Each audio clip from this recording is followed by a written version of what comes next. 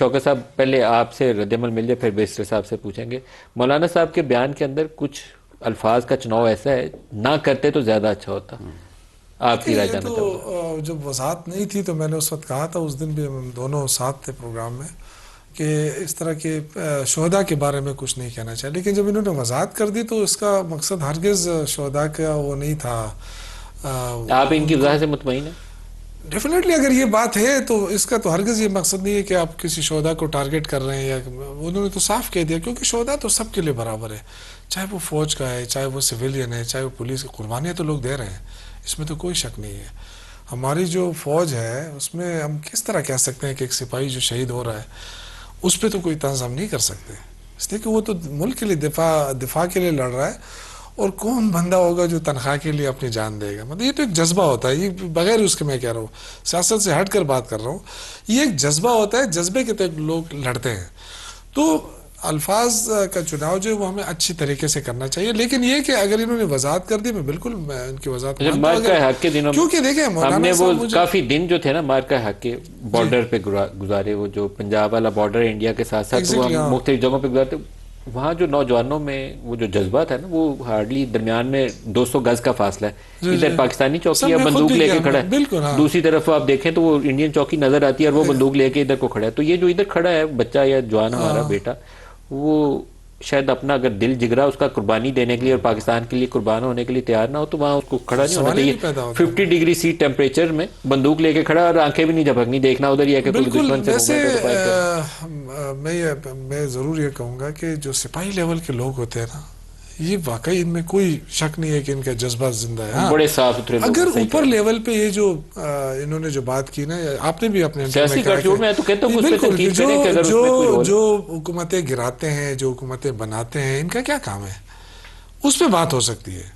لیکن جو لوگ بارڈر جو جان دیتا ہے اس کے لیے تو بس سلام. آئی تھنک اس کے بارے میں تو میں صحیح تو کہہ کبھی سوچ بھی نہیں بیسٹر سکتا عقیل ہوں. ملک صاحب، آپ کو ضیاء صاحب کی جو وضاحت ہے میں اس کے ایک بعد جملہ کہتا ہوں، پھر عقیل بھائی اس کا جواب دیں. ضرور کہہ دیں. دیکھیں شہداء کی جہاں تک بات ہے، شہداء ہمارے آنکھوں کا تاج، ہمارے آنکھوں کا نور اور سر کا تاج ہے. یہ چلائیں جی انجینئر صاحب کی اور خبر، بڑی خبر چلائیں. یہ میں بالکل برملا کہہ رہا ہوں، اور آپ تو آنکھوں کا نور اور سر کا تاج ہیں، اور میں آپ تو ان کی بات کر رہے ہیں، میں تو اپنی بات کر رہا ہوں. میرے تو ایک شیخ الحدیث ابھی مولانا ادریس صاحب نے اس پاداش میں شہادت لی ہے کہ انہوں نے کہا کہ جی پاکستان نے اور پاکستان کے فیلڈ مارشل نے ایران اور امریکہ کے درمیان جو صلح کرائی ہے یہ بہت اچھا اور خیر کا کام ہے، اور ہم اس کو کی ستائش کرتے ہیں. اس پاداش میں ان کو شہید کر دیا گیا. ہمارے درجنوں علماء کو اس پاداش میں شہید کیا گیا. کہ آپ جمہوریت کی بات کیوں کرتے ہیں؟ پاکستان میں اب تو انہوں نے فیلڈ مارشل کی بھی تعریف کر دی، اب تو آپ ان کو میرے خیال میں باقی تنقید تو ان کی چھوڑ ہی دیں. بسم اللہ الرحمن الرحیم. ملک صاحب بہت بہت شکریہ. دیکھیں کل بھی میں ایک پروگرام میں تھا اور ان کے سینیٹر بڑے سینئر سیاستدان ہیں، کامران مرتضیٰ صاحب، اور انہوں نے بھی یہی بات کی کہ شہیدوں کی شہادت کے اوپر جو ہے وہ بالکل سیاست نہیں ہونی چاہیے. انہوں نے اسی along these lines یہ بات کی. اچھی بات ہے، انہوں نے کہا کہ آنکھوں کا نور اور سر کا تاج ہیں، لیکن قیام پاکستان سے لے کر دفاع پاکستان تک شہیدوں کی شہادتیں، اس پہ بالکل سیاست نہیں ہونی چاہیے. چاہے وہ افراد سے تعلق رکھتا ہے، چاہے وہ سول سوسائٹی عام شہریوں سے جو شہید ہوتے ہیں وہ ہیں، یا ہمارے منافقت کرنے والے ادارے. اس میں میں آج بھی اس بات پہ قائم ہوں کہ وضاحت پارٹی کے لوگوں کی طرف سے آ رہی ہے، وضاحت آنی چاہیے مولانا صاحب کی طرف سے. وہ ایک بہت سینئر سیاستدان ہیں اس ملک کے، اور نو ڈاؤٹ وہ ایک اپنی پارٹی کے ہیڈ بھی ہیں. دل دکھا ہے، اور دل پاکستانی عوام کا دکھا ہے، شہداء کی فیملیز کا دکھا ہے. چلائیں نا ویڈیو وہ آپ اس خاتون کی جس کا بیٹا شہید ہوا اور اس نے کہا میں اپنا گھر دیتی ہوں، میں 1 کروڑ روپے دیتی ہوں، بھیجو بارڈر پہ. مولانا صاحب کو کہیں جائیں بارڈر پہ. افسوس مجھے اس بات پہ ہوا کہ ہم سب کے دل جو ہیں وہ دکھی ہیں اس بات پہ. مولانا صاحب نے ایکسپلین آج دن تک نہیں کیا. اگر انہوں نے کہا جی کل میرے سے کہا گیا کہ مولانا صاحب کی پوری تقریر نہیں دیکھی گی، میں نے آج وہ پوری تقریر بھی دیکھی جتنی کوئی اویلیبل تھی. موبائل میں رکھا ہوا ہم چلاتے نہیں ہیں ٹی وی پہ. ڈسپائٹ آل آف دس ملک صاحب جو بات انہوں نے کی، الفاظ کا چناؤ، اور بات آپ نے بالکل درست کی کہ الفاظ کا چناؤ بہت محتاط طریقے سے کرنا چاہیے جب آپ اتنے بڑے اسٹیچر کے لیڈر ہوں اور اتنے لوگوں کی فالوئنگ آپ کے ساتھ ہو. آپ اگر یہ کہہ دیں کہ کسی کی شہادت کو، کسی کی اس شہادت کے جذبے کو اس کی سیلری کے ساتھ ایکویٹ کریں، یا وہ تشبیہ آپ دینا چاہیں یا دیں، اور اس کا مطلب جس طرح اخذ کیا گیا اور پوری قوم کی دل آزاری کی گئی اور ہوئی. تو میں آج بھی کہتا ہوں مولانا صاحب کو واقعتاً بسد احترام اپنے وہ الفاظ واپس لینے چاہیے، اور مولانا صاحب کو شہداء کی فیملی سے معذرت کرنی چاہیے.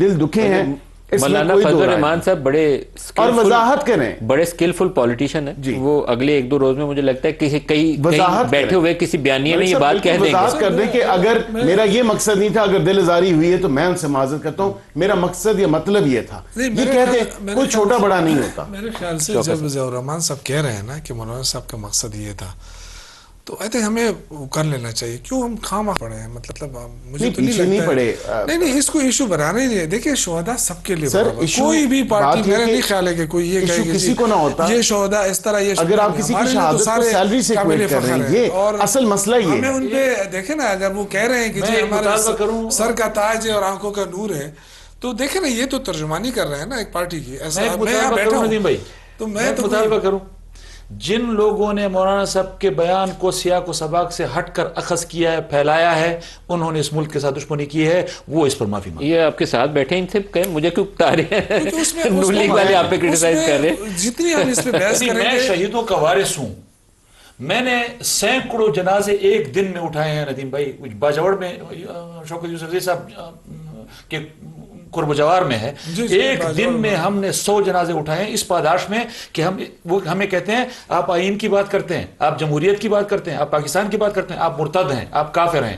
ہم اور آتے ہیں وہ خودکش دھماکہ کرتے ہیں. ہمارے 100 سے زیادہ کارکن ایک جلسے میں شہید ہوتے ہیں، ہمارے علماء شہید ہوتے ہیں. میں تو شہیدوں کا وارث ہوں، میں تو شہید کے بارے میں بات نہیں کر سکتا، میں ادارے کی بات کر رہا ہوں. یہ دیکھیں ہم اپنے جو شہداء فیملی ہے نا ان کے لیے پرابلم کریٹ کر رہے ہیں. وہ یہ سمجھے گے کہ اچھا ہمارے بارے میں یہ کہا جا رہا ہے. تو آئی تھنک کہ اس کو نہیں خیال ہے کہ اس کو زیادہ اگر ترجمان کہہ رہے ہیں کہ جی ہمارا ہرگز یہ مقصد نہیں ہے، تو آئی تھنک اس چیز کو بس بہتر یہ ہے کہ جس کے منہ سے الفاظ یہ نکلے وہ خود ہی کلیئر کر دینا.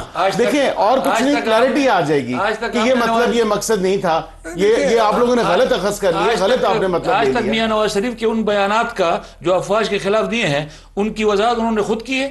وہ اسی پہ سٹینڈ کرتے ہیں. انہوں نے تو کوئی ایسی بات جو بیانات دیے میں چلاؤں، سٹینڈ کرتے ہیں، آپ چلائیں. وہ ہم یہ کہہ رہے ہیں جو صاحب نے بیانات دیے ہیں آپ وہ چلا سکتے ہیں. وہ سٹینڈ کرتے ہیں. خواجہ آصف صاحب نے یہی کہا نا جب ان کو بیان لگایا تو انہوں نے کہا یہ فلاں ڈکٹیٹر کی حکومت تھی اور اس میں میں نے بات کی. اس وقت فوج کیا نہیں تھی، جب مشرف صاحب کی حکومت تھی، جب اس ٹائم 2002 کی اسمبلی کی بات ہو رہی ہے، اس وقت آپ دیکھیں کہ اس وقت خواجہ صاحب نے کہا کہ میں نے اس وقت تقریر کی تھی. دیکھیں نا کسی نے اگر کسی نے اقتدار پر قبضہ کر لیا ہو یا پولیٹیکل انجینئرنگ ہو رہی ہو، حکومت بنا یا گرا رہی ہو، پھر تنقید کرنا تو آپ کریں، پھر تو وہ سیاست کے اندر آگے. آپ ان کے الفاظ لیکن شہداء کے اوپر تو بات نہیں، شہداء کے اوپر بات ہو سکتی. بات یہ ہے کہ آپ نے یہ کہا کہ جی ان کو کیوں فنڈ دیے جائیں، انہوں نے تو 65 کی جنگ ہاری ہے، انہوں نے تو 71 کی جنگ ہاری ہے، انہوں نے تو سیاچن ہارا ہے، انہوں نے تو بنگال ہارا ہے. یہ الفاظ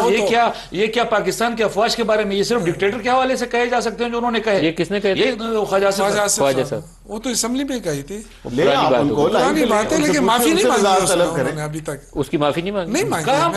ان سے وضاحت طلب کریں. وہ مریم نواز شریف صاحب کے جلسہ عام میں بالکل وضاحت نہیں اپنی، بالکل ان کو دینی چاہیے. ویسے تو جو گجرا والا جلسہ میں جو نواز شریف کی تقریر تھی اس کی وضاحت واپس لیا. دیکھیں میں اس میں اتنا کہہ سکتا ہوں کہ انہوں نے اگر جو حقائق ہیں وہ سب کے سامنے ہیں، آپ سے کوئی ڈھکی چھپی بات نہیں ہے. جنرل قمر جاوید باجوہ صاحب آپ ذمہ دار ہیں، یہی کہا تھا. جنرل فیض صاحب آپ ذمہ دار ہیں، بالکل یہی کہا تھا. یہی کہا تھا، اس میں کوئی دو رائے نہیں. عقیل ملک صاحب کہہ رہے ہیں کہ وہ اپنی بات پہ سٹینڈ کر رہے ہیں.